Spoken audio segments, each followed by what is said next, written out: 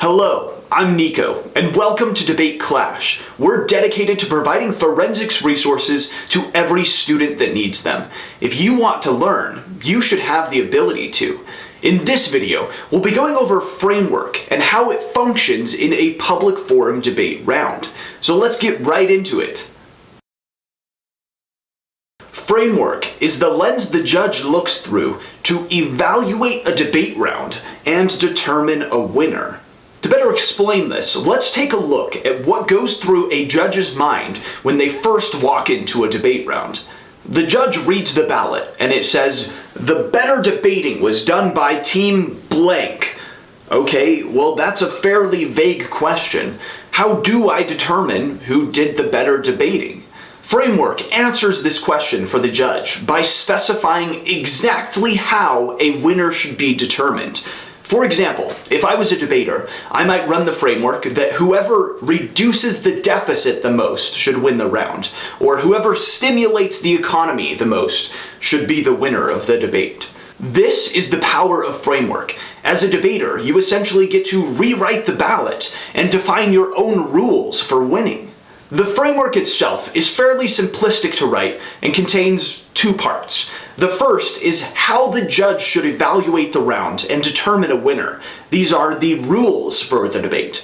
The second part is why the judge should evaluate your framework and prefer it above any others that might be presented in the round.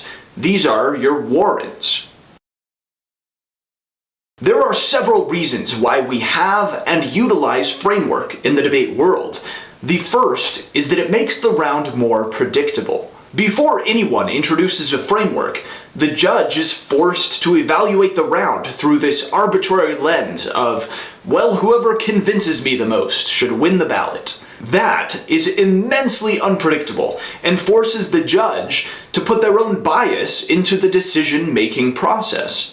Imagine for a moment that you're watching the final round of a debate tournament, and neither side presents a framework. The affirmative wins some arguments, the negative wins some arguments. The judges then are forced at the end of the debate to evaluate based on, well, whoever convinced me the most is going to win my ballot. If there isn't a clear framework to determine the rules for the debate, there also is not a clear winner for the debate. Another reason we use frameworks is because we subconsciously use them every single day of our lives. Let's say that my own personal life gave me the resolution, resolved. Nico should go into the medical field rather than the IT field. In order to determine my decision on this resolution, I need to know what lens I want to look at it from. If the framework told me to evaluate money, I would probably go into the medical field. However, if the framework told me to evaluate what I like to do better, I'd probably choose the IT field. There are also plenty of other frameworks that I could use. Do I want to prioritize shorter, more instantaneous results? Maybe the less risky approach, the one that takes less time or gives me more freedom. These are all different frameworks. My first impression of the resolution that Nico should go into the medical field rather than the IT field is, well, whichever field is better should win. I have to evaluate what I want, determine the framework before I make a decision on the resolution. Applying this to a debate round, you need to let the judge know what the resolution wants. What are our goals or accomplishments that we're seeking for this resolution? We all subconsciously need and utilize frameworks in our daily lives. Seems only logical to incorporate this into the strategic world of debate.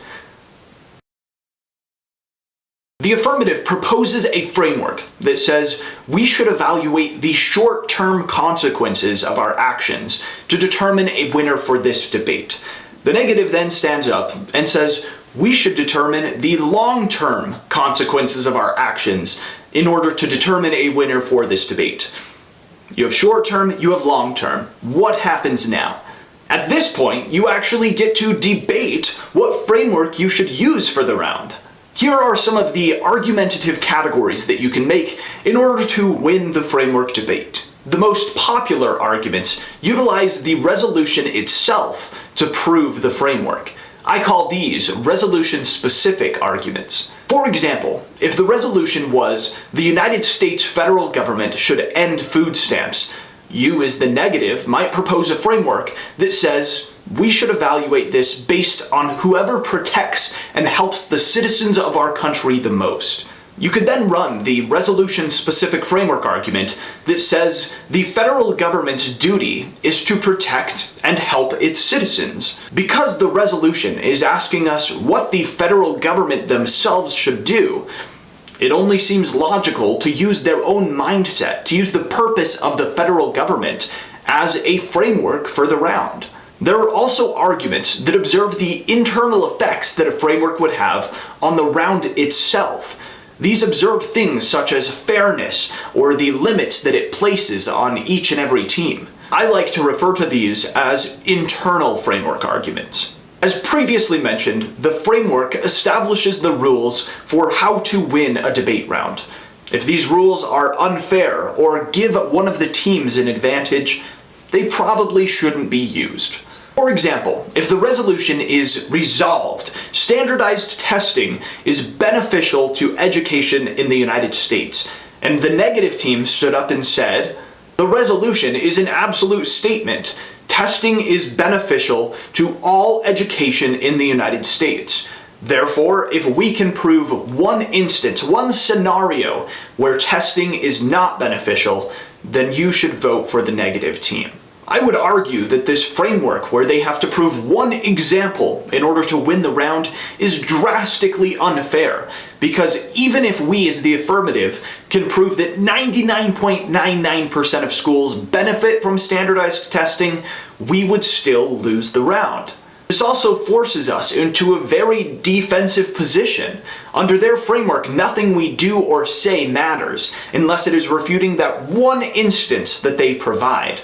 These rules are drastically unfair. We are playing a game of soccer, and they just created the rule that we can't leave the goalie box. If the rules are unfair, we shouldn't be using them to determine a winner. These type of arguments can be used to attack your opponent's framework, as shown in the last example, but they can also be used to support your own framework. After you propose your framework, let the judge know that this framework is fair for both sides of the debate, that they can both win with this framework. And finally, there are what I refer to as external framework arguments. These are arguments that take into account the effects on us, the debate community, and the world. For example, you might run into a team that proclaims that human extinction is a good thing, or war is a good thing, and that we should strive for it. You can make external framework arguments that talks about how this destroys the education of debate, because they aren't clashing with our arguments, and not to mention, this is a very unrealistic lens to look at the world through. In real life, we would never implement a policy with the goal of killing a large amount of people. In fact, if my principal walked in and watched a round where the winner was being decided by whoever kills the most people, the debate program might just be shut down entirely. Their framework destroys the educational atmosphere of debate and could lead to a lot of debate teams being shut down, hurting the debate community overall. If their framework hurts the community and our education, these are reasons not to use their framework for the round. Keep in mind that an experienced judge generally evaluates the round in two parts that are very separate. They first look at the framework and say, how should I determine a winner? Okay, the affirmative convinced me that we should determine a winner by looking at who decreased the deficit the most, which side will reduce the deficit the most in the short and long term. Now the judge can move to the second part, which is evaluating who fit the framework the best. In this case, who reduced the deficit the most. Keep in mind that because these are two separate parts of the debate, it is possible for the judge to use your framework to evaluate the round and then vote for the other team. The golden question: how do you create an effective framework? I believe that the best frameworks are those that support your case, nullify your opponent's arguments, and are easy to defend. You should constantly be thinking about your framework as you both outline and construct your case. If your framework prioritizes short-term consequences, your case should be riddled with arguments that have short-term benefits. Some teams prefer to write their cases and then construct their framework. Others prefer to write their framework and then construct the case around it. Ultimately, it's up to your discretion which one you want to choose, but just make sure that your framework and your points coincide. Nullifying your opponent's arguments is also something that you should take into account. Let's use the resolution, the United States federal government should reduce its deficit. You know that the affirmative will be making arguments that in the long run, our deficit will produce some exceptionally bad results. By running the framework, we should evaluate short-term consequences and not look at the long-term consequences. You nullified your entire opponent's case. Remember that your framework consists of two parts. First, the rules, and second, the warrants. If you want your framework to be easy to defend, make sure that the resolution supports it and that it is internally and externally beneficial. If your framework is bulletproof, nullifies your opponent's case, and supports your own, you should have no difficulties winning. Debate is all about learning and growing. If you had a question about a word I used or a concept that you didn't understand, please ask in the comment section below.